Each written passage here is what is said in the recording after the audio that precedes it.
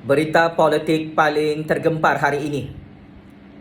Pasukan Peguam Bela Syed Saddiq memohon maaf kepada Hakim Mahkamah Tinggi Kuala Lumpur kerana menghina prosiding mahkamah.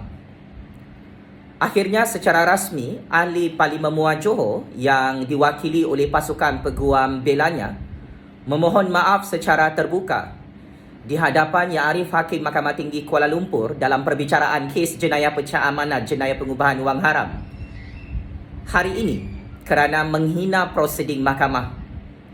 Sebelum ini, salah seorang peguam bela Syed Saddiq memberi kenyataan terbuka dan mengulas perbicaraan kes jenayah pecah amanat jenayah pengubahan wang haram Syed Saddiq Syed Abdul Rahman bernilai jutaan-jutaan ringgit di khalayak umum dalam platform media sosial dengan menyatakan bahawa pendakwaan ke atas Syed Saddiq sebagai pendakwaan bermotifkan politik. Akan tetapi akhirnya, pihak pendakwaan Kerajaan Malaysia membangkitkan perkara ini sebagai salah satu kesalahan jenayah subjudis yang membawa kepada tindakan menghina mahkamah. Akhirnya, Syed Saddiq Syed Abdul Rahman dan pasukan peguam belanya mengakui kesilapan mereka hari ini dan memohon maaf di hadapan Hakim Mahkamah Tinggi Kuala Lumpur bahawa mereka mengakui kesilapan mengulas kes jenayah Syed Saddiq Syed Abdul Rahman yang baru sahaja bermula dalam prosiding Mahkamah Tinggi Kuala Lumpur dan belum lagi berakhir. Pihak pendakwaan menyatakan bahawa ini bukan kali pertama Syed Saddiq Syed Abdul Rahman dan pasukan peguam belanya bersikap subjudis dan mengulas serta memberi kenyataan terbuka tentang kes jenayah pecah amanah jenayah pengubahan wang haram mencuri jutaan-jutaan ringgit duit Parti Armada Bersatu. Maka pihak pendakwaan menuntut permohonan maaf daripada pasukan peguam bela Syed Saddiq dan berjanji tidak mengulangi tindakan subjudis menghina Mahkamah Malaysia dalam prosedur perbicaraan kes Mahkamah Ahli Parlimen Muar Johor tersebut.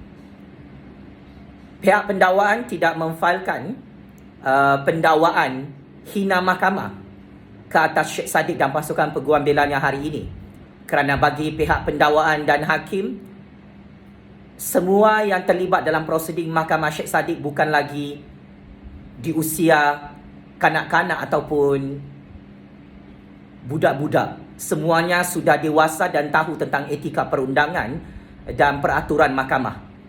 Maka ini antara masalah besar yang dihadapi oleh YB Syed Saddiq dan pasukan peguam bela beliau di awal perbicaraan prosedur mahkamah yang mempunyai 1001 masalah yang boleh mempengaruhi keputusan akhir perbicaraan kes mahkamah, kes jenayah berprofil tinggi melibatkan Syed Saddiq Syed Abdul Rahman.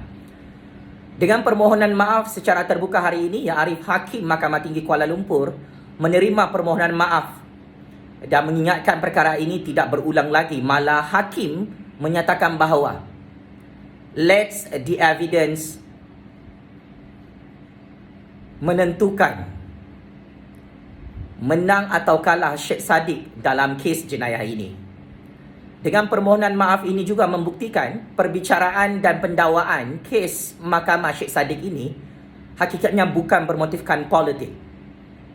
Ia adalah satu prosedur mahkamah pendakwaan jenayah pecah amanah jenayah pengubahan wang haram yang mana Syed Saddiq Syed Abdul Rahman dituduh kantoi mencuri, merompak, pecah amanah dan cuci duit rompakan itu secara haram bersumberkan dana politik Parti Armada Bersatu beberapa tahun lalu. Maka ini antara cabaran yang cukup besar untuk YB Syed Saddiq Syed Abdul Rahman yang menerima amaran terakhir daripada pihak pendakwaan dan mahkamah untuk menghentikan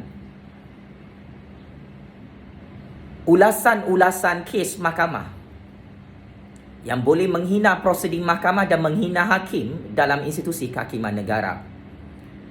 Berita politik yang paling panas untuk hari ini juga adalah melibatkan prosedur Mahkamah Presiden UMNO, Datuk Seri Zahid Hamidi. Buat kali kedua, permohonan Datuk Seri Zahid Hamidi untuk menangguhkan perbicaraan mahkamah beliau melibatkan 47 kes jenayah rasuah dana Yayasan Akal Budi ditolak hari ini secara rasmi. Hakim Mahkamah Tinggi Kuala Lumpur Yang Arif Hakim Colin Lawrence Sequeira menyatakan bahawa tidak ada keperluan untuk menangguhkan perbicaraan kes Mahkamah Zahid Hamidi hari ini dan tidak boleh lagi ditangguhkan cross examination ataupun pemeriksaan balas oleh pihak pendakwaan Kerajaan Malaysia yang bersambung hari ini ke atas Zahid Hamidi selaku pihak tertuduh. Hakim Mahkamah Tinggi Kuala Lumpur menegaskan bahawa pihak Mahkamah Persekutuan tidak meluluskan dan tidak membenarkan untuk pasukan peguam bela Zahid Hamidi menangguhkan pemeriksaan balas pihak pendakwaan Kerajaan Malaysia hari ini melibatkan 47 kes. Jenayah pecah amanah, jenayah rasuah, jenayah pengubahan wang haram melibatkan Presiden UMNO tersebut. Pihak hakim menyatakan bahawa perbicaraan mahkamah yang adil akan diberikan kepada Zahid Hamidi dan jaminan itu diumumkan hari ini yang mana pihak pendakwaan boleh menemu bual dan membuat pemeriksaan balas kepada semua saksi yang telah memperincikan bukti-bukti kes jenayah rasuah, jenayah pengubahan wang haram dan jenayah rasuah melibatkan jutaan-jutaan ringgit dana yayasan akal budi yang dikatakan dicuri oleh Zahid Hamidi.